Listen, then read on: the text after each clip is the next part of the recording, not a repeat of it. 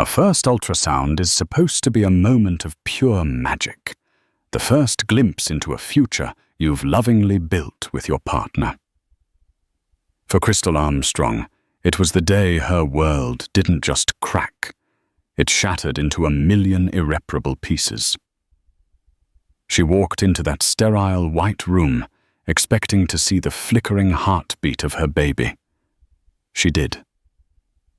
But she also saw the woman who had been sharing her husband's bed, standing right beside him. What her husband Bruno didn't know was that Crystal's heart wasn't the only thing that was prepared. Tucked inside her designer handbag, past the prenatal vitamins and baby name books, lay a different kind of future, a set of freshly printed divorce papers. This isn't just a story of betrayal. It's the story of what happens when a woman's deepest love is met with the ultimate deception, and she decides to choose herself. The house on Silverwood Lane was Crystal's masterpiece. As an up-and-coming interior designer, she had poured her soul into its restoration. The 2-story Georgian home was a symphony of cool grays, warm woods, and strategically placed art that spoke of a life curated with intention and taste. It was the backdrop for the perfect life she had built with her husband, Bruno Armstrong. To anyone looking in, the Armstrongs were the epitome of modern success. Bruno, a sharp and ambitious senior analyst at a prestigious investment firm, and Crystal, the creative talent whose work was beginning to grace the pages of architecture magazines. Their love story had been a whirlwind of city lights and shared dreams.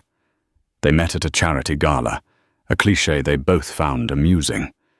He was captivated by her laugh. She was drawn to his unwavering focus. They were a power couple, their ambitions perfectly complementing each other. Marriage followed, and then after 2 years of careful planning, the news they'd been waiting for Crystal was pregnant. The first trimester had been a blur of morning sickness and secret joy. Now at 12 weeks, the nausea was finally subsiding, replaced by a blossoming energy and an ever-growing baby bump that Crystal would cradle possessively. The ultrasound, scheduled for a Tuesday afternoon, felt like the true beginning. It was the day their abstract joy would take form, a tiny, grainy image that would make everything real. Don't forget, 2 p.m. at the Northwood Clinic. Crystal had reminded Bruno that morning, her voice bright with excitement. She'd laid out his favorite blue shirt, the one that made his eyes look like the summer sky. Wouldn't miss it for the world. Ames, he'd said, kissing her forehead before rushing out the door. Biggest deal of my life. But for the past few months, Crystal had been nursing a quiet, ugly feeling, a tiny splinter of doubt that had lodged itself deep in her heart. It started subtly. Bruno was working later, his texts becoming shorter, more perfunctory. The easy intimacy they once shared, the late-night talks and lazy Sunday mornings, had been replaced by a polite distance. He'd scroll through his phone for hours, a tight, unreadable expression on his face. When she'd ask what he was looking at, he'd just shrug. Work stuff. Market analysis. It'd bore you. Then came the scent, a faint, sweet perfume, floral and musky, that clung to his shirts when he came home late. It wasn't her Chanel No. 5. It was something younger, less complex. When she mentioned it, he'd laughed it off. Must be someone from the office. Brenda in accounting wears some pretty potent stuff. The splinter dug deeper. A credit card statement she'd opened by mistake revealed charges she couldn't place, dinners at expensive restaurants she'd never been to. A significant charge from a high-end jewelry store, La Perle Rose. When she confronted him, his explanation was smooth, almost too smooth. Oh, that was for the team, he'd explained, not quite meeting her eye. We landed the Henderson account. I took them out to celebrate. And the jewelry was a corporate gift for a client's wife. All standard practice aims. You know how it is. She wanted to believe him. Desperately. She told herself it was the pregnancy hormones, the anxiety of impending motherhood making her paranoid. Her best friend Chloe, a pragmatic and fiercely loyal lawyer, wasn't so sure. Paranoia is your gut telling you what your heart doesn't want to hear, Chloe had said over coffee, her brow furrowed with concern. Men like Bruno, successful, handsome, they live in a world of temptation. Just be careful, Crystal. Keep your eyes open. The final undeniable crack in her perfect portrait came 2 weeks before the ultrasound. Bruno was in the shower, and his phone left on the bedside table buzzed incessantly. A name flashed on the screen, Sophia. Not Sophia from marketing or Sophia, last name, just Sophia. A series of messages appeared on the lock screen. Sophia. Last night was amazing. Sophia. Can't stop thinking about you. Sophia. You really think we can make this work? You promised. Sophia. See you Tuesday 3. See you Tuesday, the day of their ultrasound. The air left Crystal's lungs. The room tilted the beautifully curated greys and whites of her bedroom, suddenly feeling cold and sterile like a hospital room. This wasn't paranoia. This was a betrayal so profound it felt like a physical blow. The splinter wasn't a splinter anymore. It was a gaping wound. For a full day, she was paralyzed by a grief so immense she could barely move. She sat in the nursery they had just started painting, a pale, serene yellow, and sobbed until her throat was raw. She looked at the crib they had assembled together, his laughter echoing in her memory, and felt a rage so pure it burned away the tears. But Crystal Armstrong was not one to crumble. Her father, a stern but loving man, had taught her that the greatest strength was found not in avoiding storms, but in learning how to navigate them. The grief hardened into a cold, diamond-sharp resolve. She would not be the weeping, hysterical wife. She would be the architect of her own survival. The next morning, she made 2 phone calls. The first was to Chloe, who listened in stunned silence before her voice turned to steel. Okay, we're going to handle this. No hysterics. Strategy. What do you want to do? I want to be prepared, Crystal said, her voice devoid of emotion. I want everything in order. I want to know exactly what I'm dealing with. The second call was to a man whose number Chloe gave her, a private investigator named David Harrison, a discreet and highly effective professional who specialized in marital asset verification. For the next 2 weeks, while Bruno continued his charade of the devoted husband-to-be, Crystal lived a double life. She smiled. She discussed baby names. She rubbed her belly and talked about their future. All the while, her email inbox was filling with reports from Mr. Harrison. The reports were devastatingly thorough. Photographs of Bruno and Sophia, a stunningly beautiful dark-haired woman in her mid-20s, leaving a restaurant holding hands. Pictures of them entering a boutique hotel in the city. A copy of the receipt from La Perle Rose, a delicate gold necklace with an S pendant. Mr. Harrison even discovered Sophia's full name, Sophia Miller, a recent graduate who had been an intern at Bruno's firm. He had apparently promised her the world, feeding her a story about a loveless, dying marriage and a wife who didn't understand him. Each email was a fresh stab of pain, but it also fueled Crystal's resolve. She wasn't just a victim. She was a woman gathering evidence. She forwarded everything to Chloe, who began drafting the legal documents. They were meticulously prepared, citing infidelity and requesting the immediate dissolution of the marriage.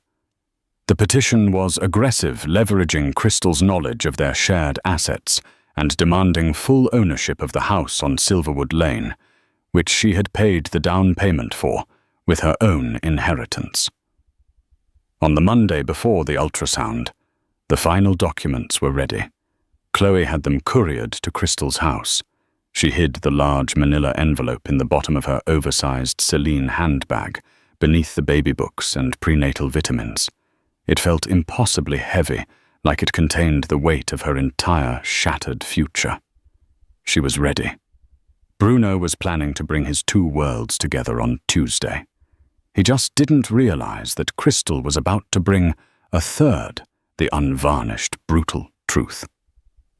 The air in the Northwood Women's Clinic was thick with a unique blend of hope and anxiety. Soft pastel walls were adorned with framed photos of smiling newborns. Couples sat close together, the men looking slightly overwhelmed, the women radiating a nervous glow. Crystal sat beside Bruno, a placid smile fixed on her face. Inside her heart, hammered against her ribs, a frantic drumbeat of dread and adrenaline. Excited Bruno whispered, squeezing her hand. His touch felt alien, a violation. She had to fight the urge to snatch her hand away. Beyond words, she replied, her voice a perfect imitation of a happy, expectant mother. She had rehearsed this. She had steeled herself for this performance. It was the last role she would ever play as his wife. He looked at her, his expression a mask of loving concern. "You seem a little quiet today. Everything okay?" "Just tired," she said, offering a small dismissive wave of her hand. "And a little nervous, I guess. It's all so real now. It's going to be perfect, Ames. You, me, and our little nugget," he said, patting her belly. The hypocrisy was so staggering, it almost made her laugh. She looked at this man, her husband, the father of her child, and saw a complete stranger. The man she loved was an illusion. The man sitting next to her was a liar and a cheat, a performer worthy of an Oscar. Crystal Armstrong, a friendly nurse, called out. Bruno stood up, beaming. "That's us." He helped Crystal to her feet, his hand on the small of her back. The gesture, once a source of comfort, now felt like a brand. They followed the nurse down a hallway to a small, dimly lit room. There was a large reclining chair, a screen, and the ultrasound machine, a complex array of buttons and dials. "Just hop up on the chair, Crystal. The doctor will be with you in just a moment. Lift your shirt just above your belly." As Crystal settled into the chair, pulling up her soft cashmere sweater, Bruno's phone buzzed. He pulled it out, his thumb flying across the screen. "Damn it," he muttered, his brow furrowing. "Sorry, Ames.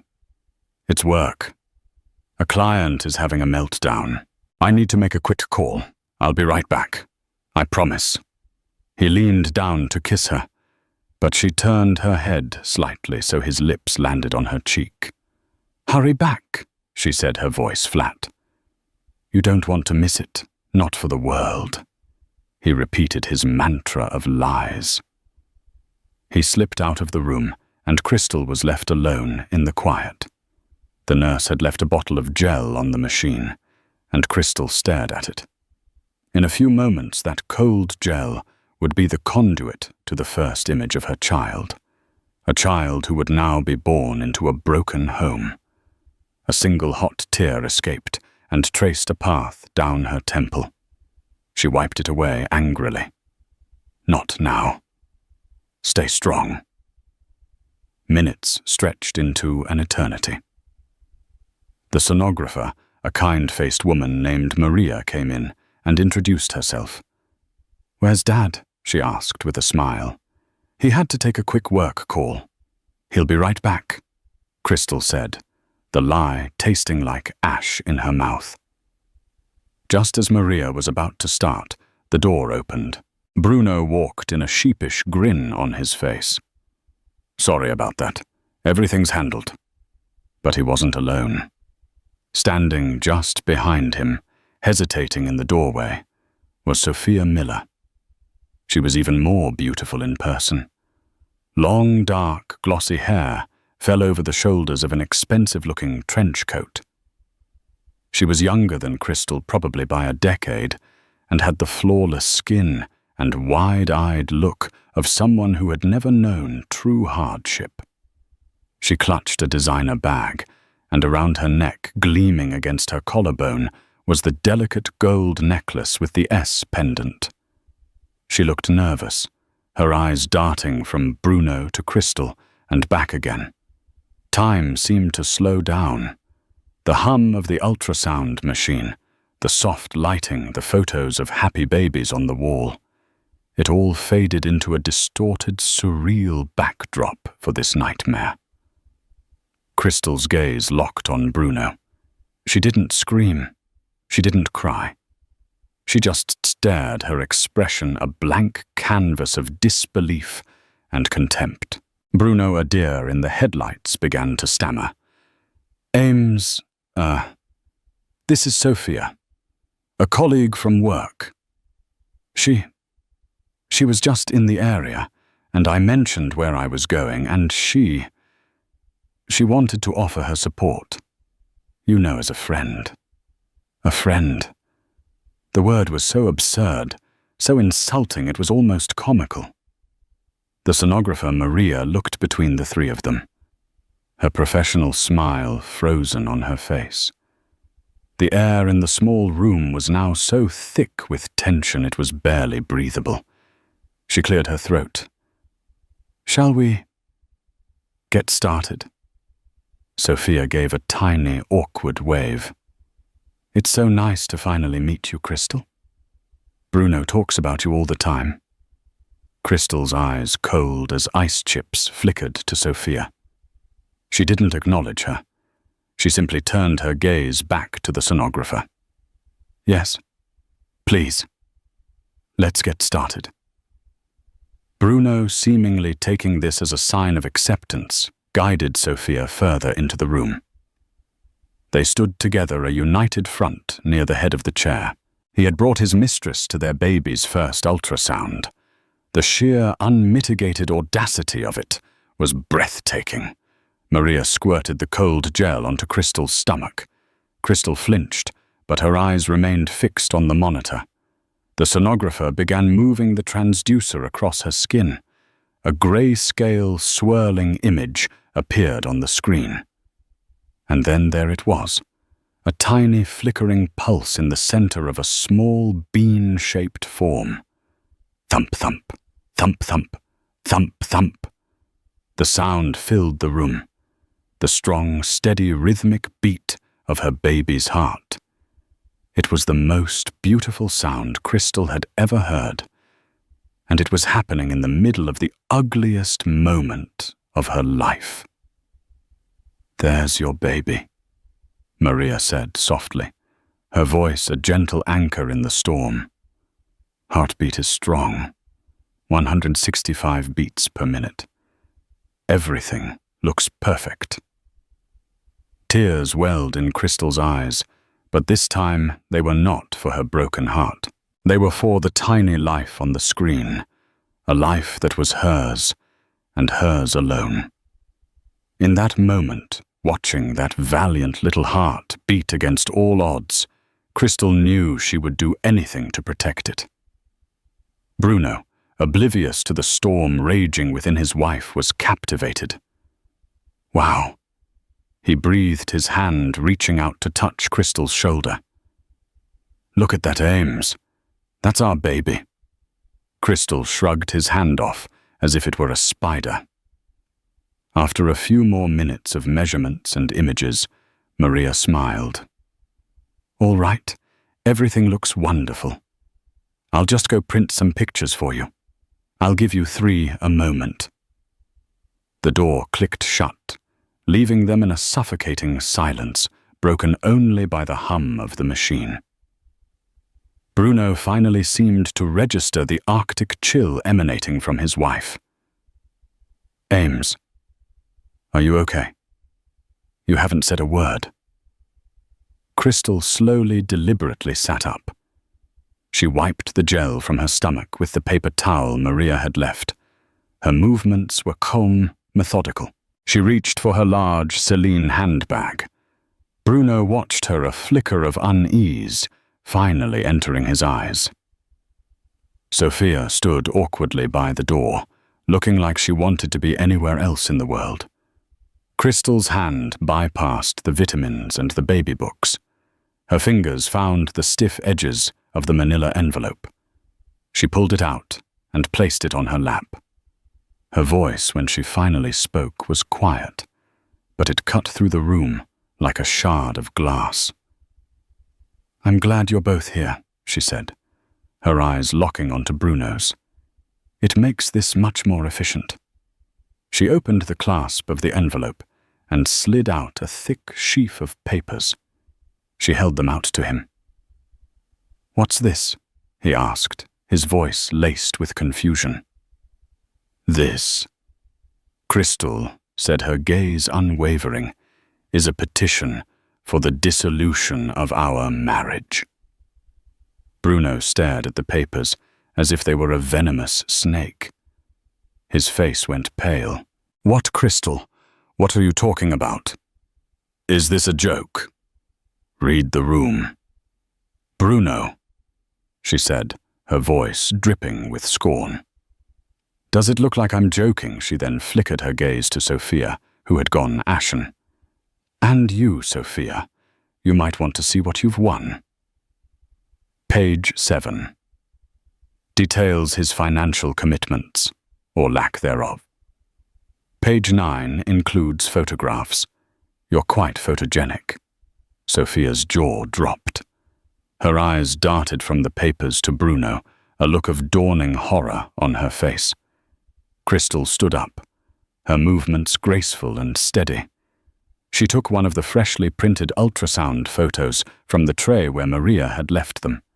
She looked at the image of her child, her future. Then she looked at the man she had once loved, his face a mask of shock and disbelief. She placed the divorce papers on the now empty reclining chair. On top of the papers, she placed the other 2 ultrasound photos. You can keep those, she said, her voice chillingly calm. A little souvenir from the day you destroyed our family. Without another glance at either of them, Crystal Armstrong, holding the one precious image of her baby, turned and walked out of the room, leaving the wreckage of her marriage behind her. The sound of her baby's heartbeat was still echoing in her ears. It was the only one that mattered now. The drive from the clinic back to Silverwood Lane was a blur. Crystal didn't cry. The time for tears was over, replaced by a hold, clarifying rage. Her hands were steady on the leather steering wheel of her Range Rover, her knuckles white. She drove past familiar parks and storefronts, landmarks of a life that no longer existed. It was all just scenery, now the backdrop to her emancipation. The moment she pulled into her driveway, she reached for her phone. She didn't call her mother or her father. She called Chloe. It's done, Crystal said, her voice clipped. What happened? Are you okay? Chloe's voice was a shot of pure, unadulterated support. He brought her. He brought the Mistress to the ultrasound, Chloe. Crystal said the words out loud for the first time, and the sheer insanity of it washed over her. He stood there next to her and watched our baby's heartbeat on the screen. There was a moment of stunned silence on the other end of the line, followed by a string of curses that would have made a sailor blush. That absolute, I have no words. Where are you now? I'm home. I gave him the papers and walked out. Good. Chloe said, her voice shifting back into lawyer mode. Okay, listen to me. He's going to panic. Then he's going to get angry. He's going to call text show up. You do not engage. Do you hear me, Crystal? Do not let him in. Do not talk to him. All communication goes through me. I'm sending a text to his lawyer right now, assuming he's contacted one, notifying him of this. Did you call the locksmith on my way home? He's meeting me there in 20 minutes, Crystal confirmed. It was a detail they had prearranged. Perfect. I'm leaving the office now. I'll be there in 30. Pack a bag. Essentials for you for a few days. We're going to my place. We don't want you there alone when he shows up. I'm not leaving my home. Chloe, this is my house. I'm not letting him drive me out of it. Crystal's voice was firm. This house was her sanctuary, her creation. She would not surrender it. Chloe paused. Okay. I understand. Then I'm staying with you. Lock the doors. Put the security chain on. Don't open it for anyone but me. I'm on my way. As if on cue, Crystal's phone began to buzz violently. Bruno, incoming call. She silenced it. A second later, a text message. Bruno, Crystal, pick up the phone. We need to talk about this. Bruno, what the hell was that? You can't be serious. Bruno, you're embarrassing me. You're embarrassing us. Bruno Ames, please. I love you. This is a misunderstanding. A misunderstanding. The lie was so pathetic, so transparent. She dropped the phone into her purse as if it were contaminated. The locksmith, a burly man named Gus, arrived on time. He worked quickly and efficiently, his presence a calming, professional balm. As he replaced the deadbolt on the grand front door, Crystal walked through the house. She saw it now, with new eyes. The framed photo of their wedding day on the mantelpiece seemed to mock her. She took it down her fingers, leaving no print on the cool glass, and placed it face down on a table. The life it depicted was a fraud. Chloe arrived just as Gus was finishing up carrying 2 large bags of groceries and a bottle of expensive champagne. Rule 1 of broken hearts, she announced, setting the bags on the marble island in the kitchen. Never go through it on an empty stomach. Rule 2, always have bubbly for when you're done crying and ready to start fighting. Crystal finally let out a small, shaky laugh. I think I skipped the crying part and went straight to the fight. That's my girl, Chloe said, enveloping her in a fierce hug. They were standing in the kitchen when the headlights swept across the windows. Bruno's BMW X5 pulled into the driveway, tires crunching on the gravel far too fast. Showtime, Chloe muttered, taking a protective step closer to Crystal. A moment later, the sound of a key scraping uselessly in the new lock. Then a frantic, angry banging on the door. Crystal. Open. This damn door. What did you do to the locks? His voice was muffled but laced with fury. Crystal stood frozen in the center of her home, her arms wrapped around her pregnant belly. Chloe put a hand on her shoulder. You don't have to do anything. Let him burn himself out. Crystal. I'm not kidding. Let me in. We are married. This is my house, too. The injustice of his words, my house, ignited a fire in her. She walked to the front door, Chloe following closely behind. She didn't open it, but she spoke through the thick oak, her voice loud and clear. No, Bruno. This is my house. The down payment came from my inheritance, a fact that is clearly stated in the documents I gave you. You need to leave the property. There was a stunned silence from the other side. He clearly hadn't expected her to respond with such legal precision. "This is insane," he finally bellowed. "You're pregnant. You're emotional. You're not thinking clearly. You can't just throw me out over a little mistake. A little mistake." He had brought his affair to the genesis of their child's life and was calling it a little mistake. "You need to leave, Bruno." Crystal repeated, her voice colder than before. "Any further communication will be through our lawyers. If you don't leave, I will call the police." "You wouldn't?" He scoffed, but there was a new note of uncertainty in his voice. "Try me," she said. They could hear him pacing on the porch, muttering to himself.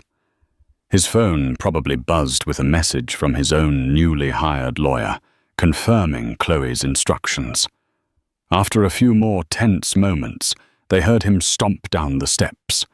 The roar of his car's engine was angry and violent as he sped away down Silverwood Lane. The silence he left behind was profound. Crystal leaned her forehead against the cool wood of the door, her entire body trembling with the adrenaline crash. "You did it," Chloe said softly, rubbing her back. "That was the hardest part." Crystal shook her head. "No," she whispered, turning to face her friend, her eyes clear and resolute. "The hardest part is just beginning.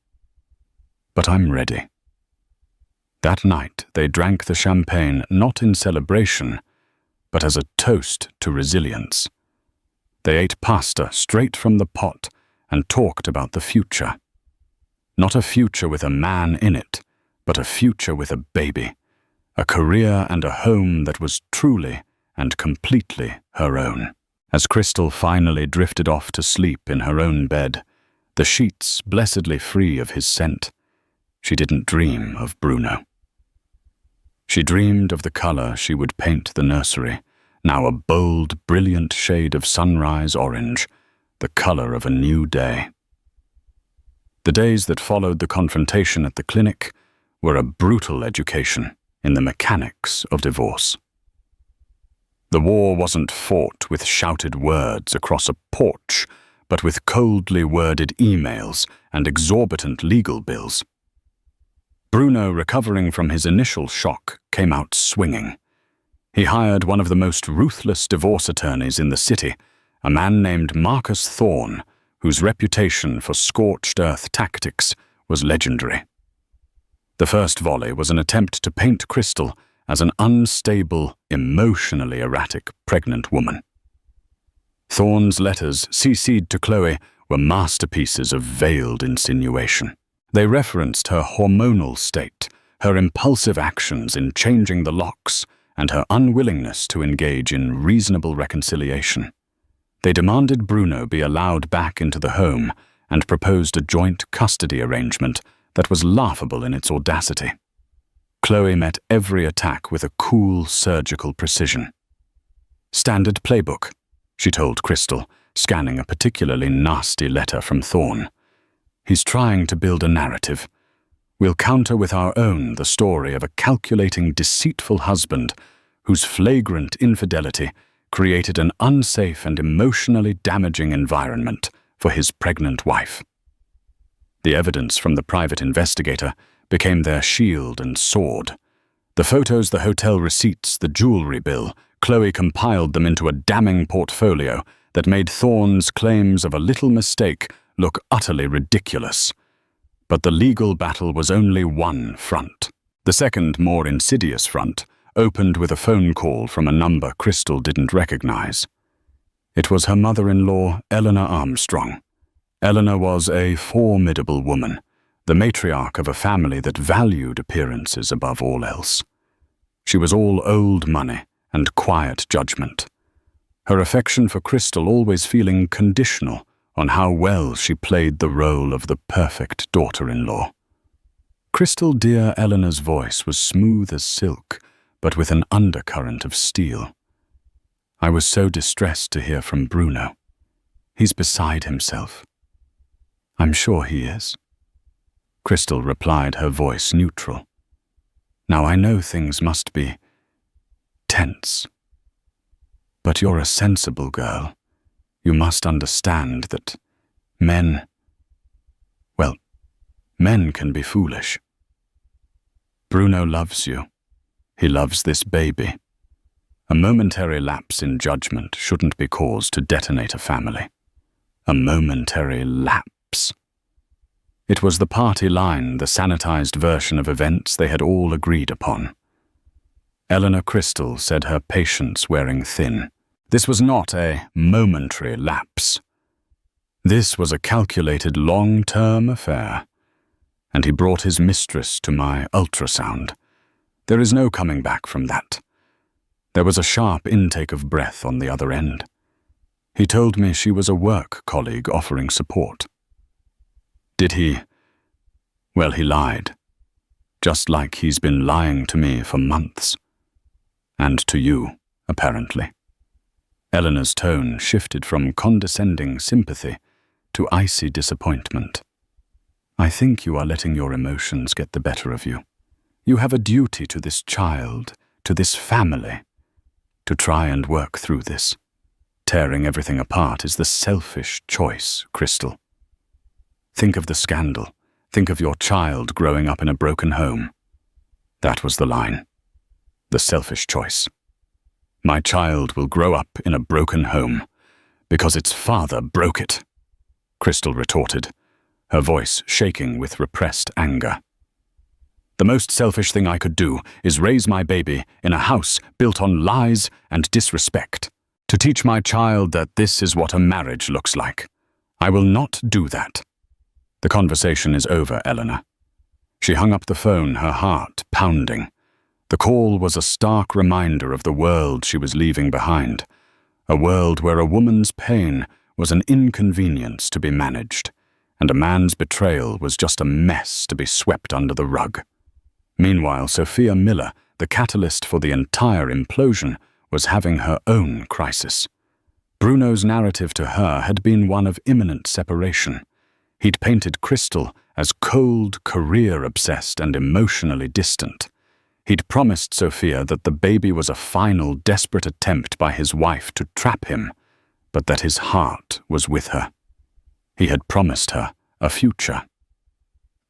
The scene at the clinic, followed by panicked, evasive calls from Bruno, shattered that illusion. A week after the incident, a long, rambling email from Sophia landed in Crystal's spam folder. Subject: I am so sorry, Crystal. I know you have no reason to listen to me, and you probably hate me, and you have every right to. I just need to say that I was a fool. Bruno, he told me so many things. He said your marriage was over in all but name. He said you knew about it and didn't care. He made me believe I was saving him from a life of unhappiness. Seeing you that day, seeing the look on your face, I realized it was all a lie. I am so ashamed of my part in this. He used me, and he hurt you in a way I can't even imagine. I am ending things with him. I just wanted you to know that. I am so sorry. Crystal read the email twice. She felt a brief, fleeting flicker of something akin to pity for the young woman. Sophia was a pawn, another victim of Bruno's pathological selfishness. But pity was a luxury Crystal couldn't afford. She deleted the email without replying. Sophia Miller was a part of a life she was surgically removing. There was no need for further contact. Bruno, now fighting a war on two fronts and losing the support of his mistress, grew more desperate. His tactics shifted from manipulative to threatening. He tried to freeze their joint bank accounts, an act Chloe swiftly countered with an emergency court order. He sent Crystal long, rambling texts in the middle of the night, one moment, begging for forgiveness, the next accusing her of ruining his life.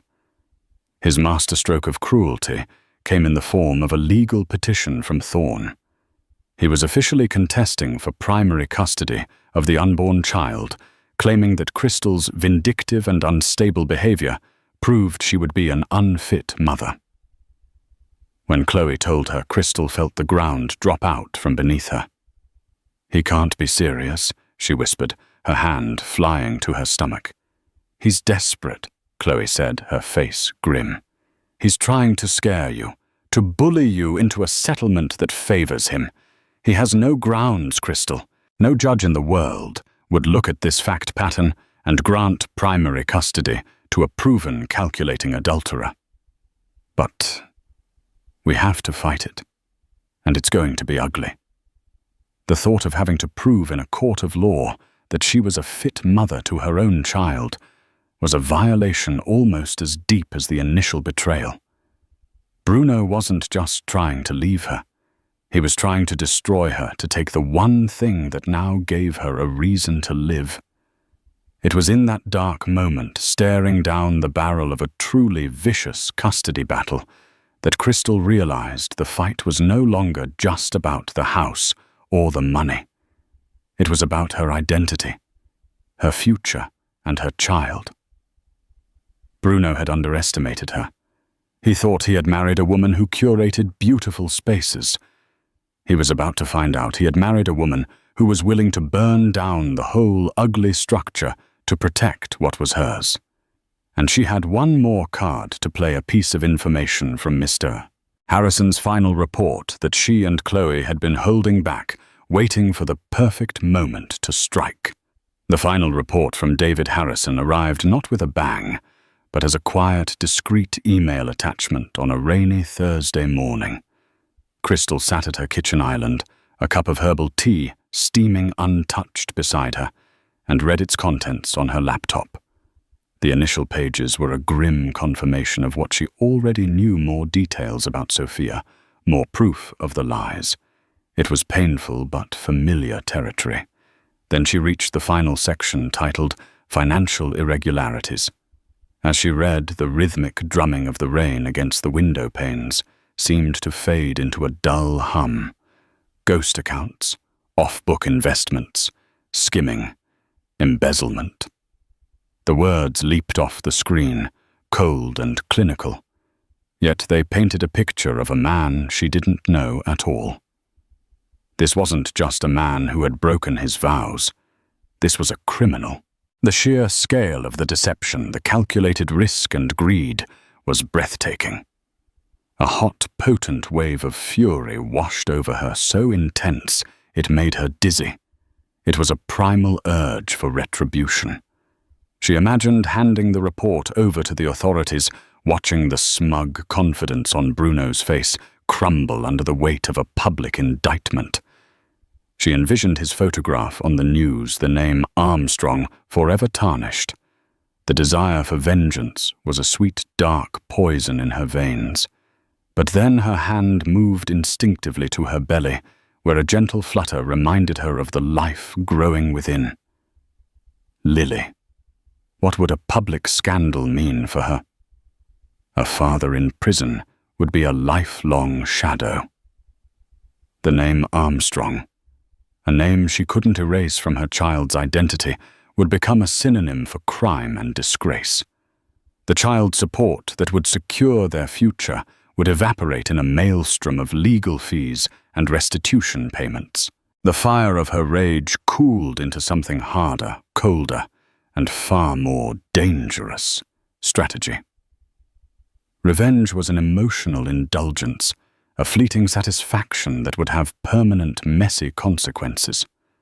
What she needed, what her daughter needed, was a clean, decisive victory, a quiet amputation, not a bloody public execution.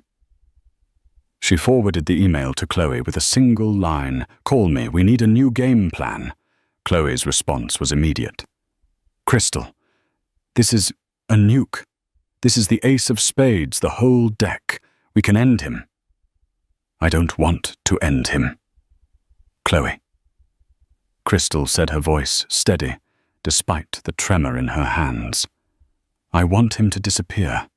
I want him erased from our lives so cleanly that all that's left is a signed check.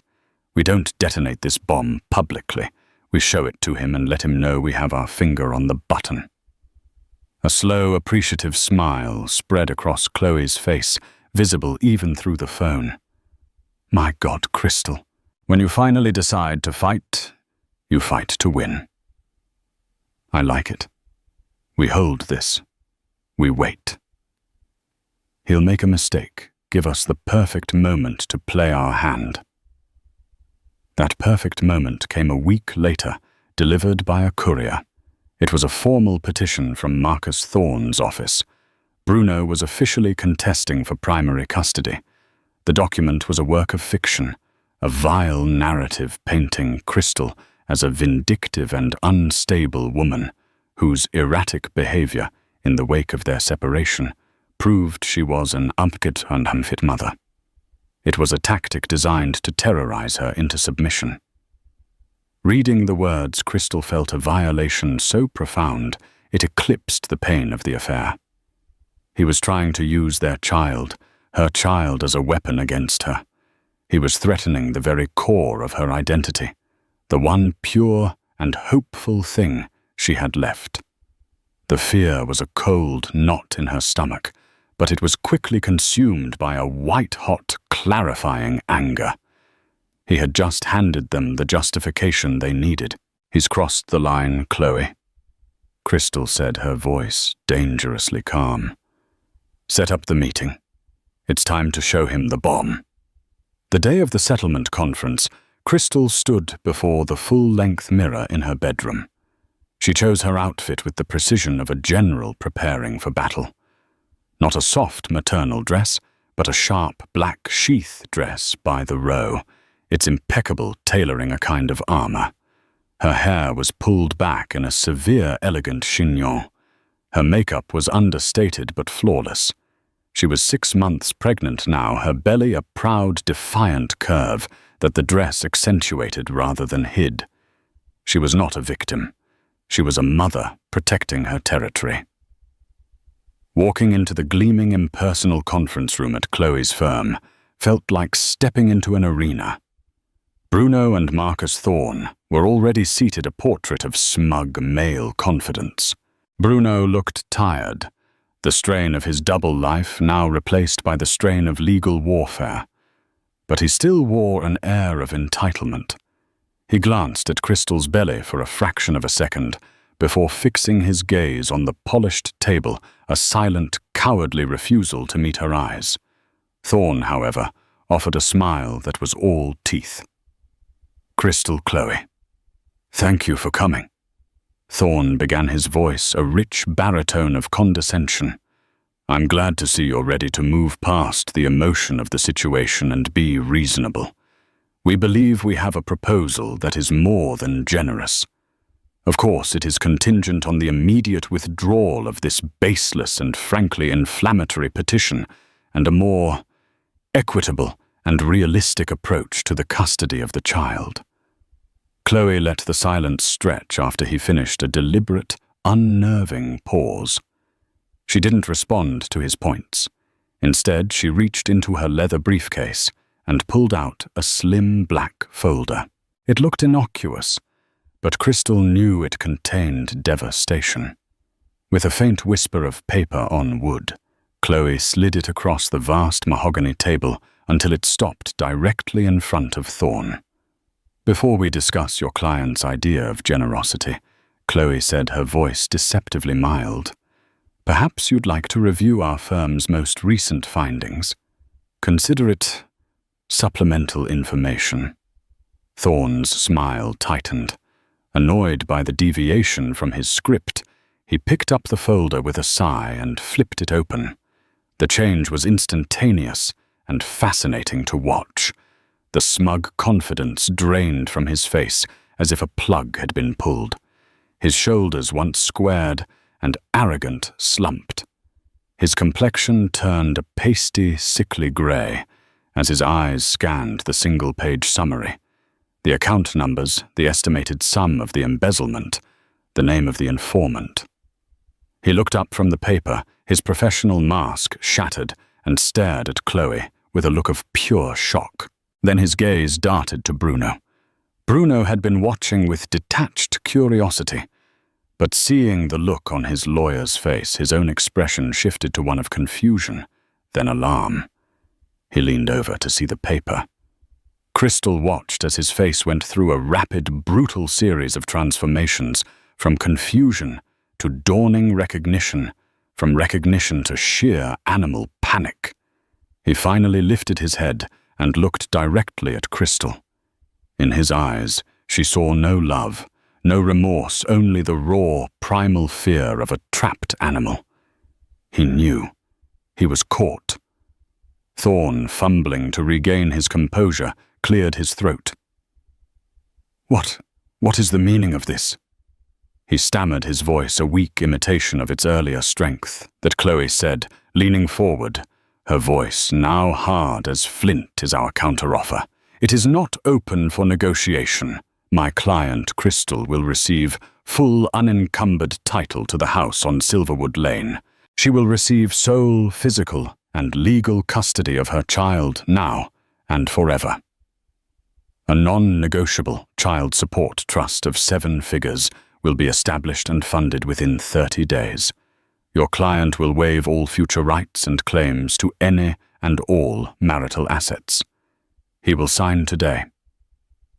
She let the terms sink in, then delivered the final crushing blow. In return for his immediate unqualified and total agreement to these terms, she continued, her gaze shifting to Bruno. This folder, and the mountain of evidence it represents, will be permanently sealed. It will not be sent to your firm's board of directors. It will not be handed to the SEC. And it will most certainly not find its way to the New York District Attorney's office.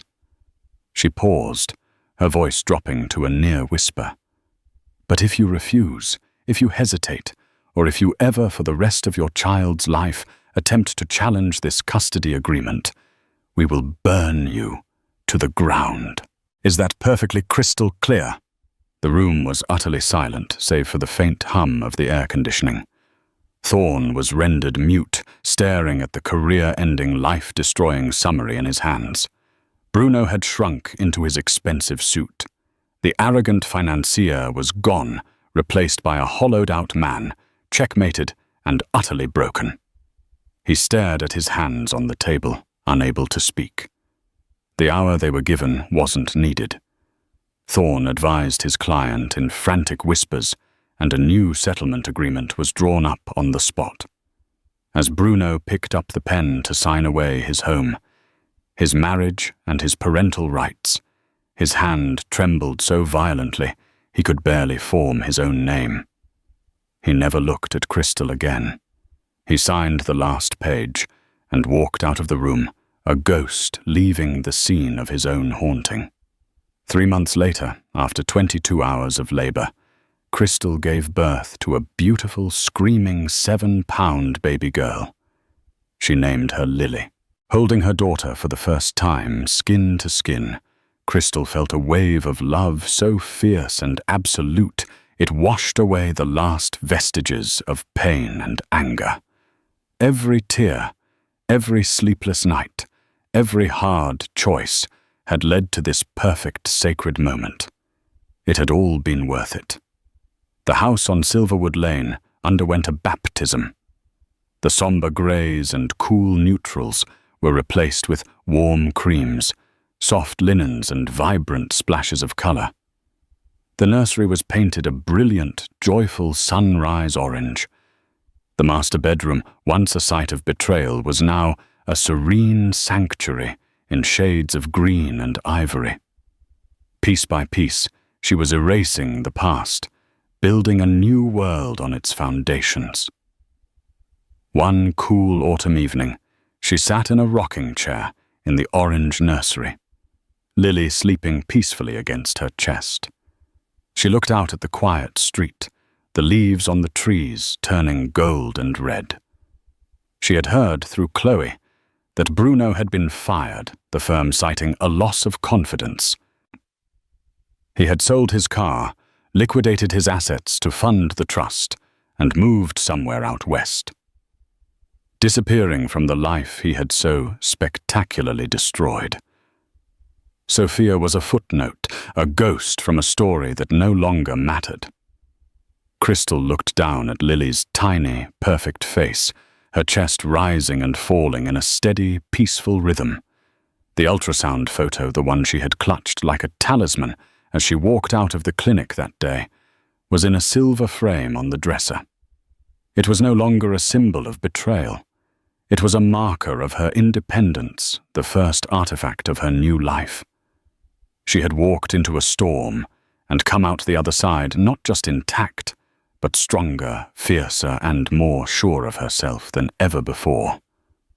Her home was not just a collection of beautiful things, it was a fortress, and her heart, once broken, was now fully occupied by a love that was pure, unconditional, and entirely her own. Crystal's story is a powerful, gut-wrenching reminder that sometimes the deepest betrayals can lead to the most profound discoveries of our own strength. She walked into that clinic as a wife, expecting to share a moment of joy, and walked out as a warrior ready to build a new future for herself and her child. Her journey wasn't about revenge, it was about reclamation. She reclaimed her home, her peace of mind, and her power by refusing to be a victim of someone else's lies. What would you have done in Crystal's position? Have you ever faced a moment that forced you to dig deep and find a strength you never knew you had? Share your thoughts and experiences in the comments below. We can all learn from each other's stories of resilience. If this story resonated with you and you believe in the power of a fresh start, please give this video a like and share it with someone who might need to hear it. And don't forget to subscribe to our channel and hit the notification bell so you never miss a story of survival strength and the incredible power of the human spirit. Thank you for listening.